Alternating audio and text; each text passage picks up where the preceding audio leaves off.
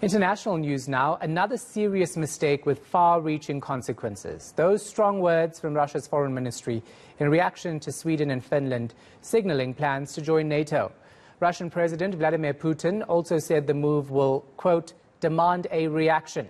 It's been 82 days since Russia invaded Ukraine. Let's unpack the latest with our correspondent in Riga, Latvia, Chris Jones. Chris, thanks for joining us. So Finland and Sweden are one step closer to becoming NATO members. Explain the process and the timeline for us. Exactly. Well, first we heard from Finland, and Sauli Niinistö, the president of Finland, outlined his intentions to join the NATO military alliance. Then we heard from Sweden. Sweden have also now outlined their formal intentions to join the NATO alliance as well. Both say that they want to do this to shore up security in the Nordic region. Norway is already a NATO member, and that is backing both of their applications. However, Sweden has outlined some demands. It doesn't want any NATO bases in Sweden if it joins. It also doesn't want any nuclear weapons stored there either. And there are even more stepping stones as well, because Turkey, which has been a NATO member since 1952, says that it has some reservations about Sweden joining. It has also outlined some demands, saying that it wishes for Sweden to stop its support for Kurdish militant groups, or what it perceives as Kurdish militant groups. Now, NATO says that it's confident that both Sweden and Turkey can work things out so that Sweden and Finland can both join the NATO alliance, but all of the members of NATO must agree to allow both of these countries in if they wish to join, and that's what we'll see over the coming weeks and months. Yeah. So Russia obviously is not happy with this move.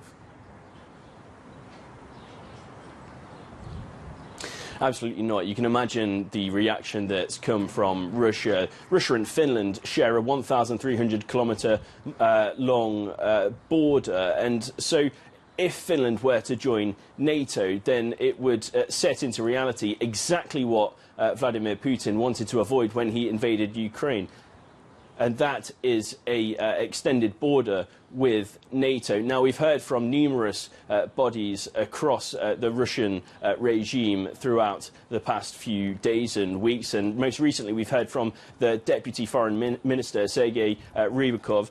He said that the two Nordic nations should have no illusions that we will simply put up with it, and that there would be grave, far-reaching consequences if Finland were to join NATO. Now, we don't exactly know what he means by far-reaching consequences, but what analysts and experts have said is that they imagine Russia will move closer to the border to surveil that area closely if Finland were to join NATO, because obviously it sees NATO as a really serious threat. Yeah. UK intelligence suggesting that Russia is struggling to actually advance because of heavy military losses in the Ukraine. Let's talk about that.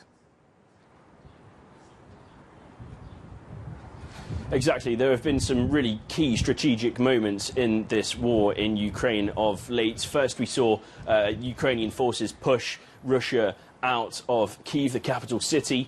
Next, we saw Ukrainian forces also push Russian forces out of Kharkiv, the second city, the fortress city that's so difficult to take. In fact, the Institute for the Study of War says that Ukrainian forces have managed to push Russia back to the border. And because of these losses, UK intelligence, the Ministry of Defence, has said that it's likely that Russia has lost around about a third of its ground troops because of the current ongoing invasion. It also says that morale is down, mobility has been severely damaged, and also says that it's unlikely to move any further forward in the next 30 days or so. Now, we have seen some increased battling in the Donbas region. We expected that. We expected Russia to move to that area, especially in the city around Izium. However, they have taken a lot of losses in this war, and Russia very much saw this going differently, as Jens Stoltenberg, the Secretary General of NATO,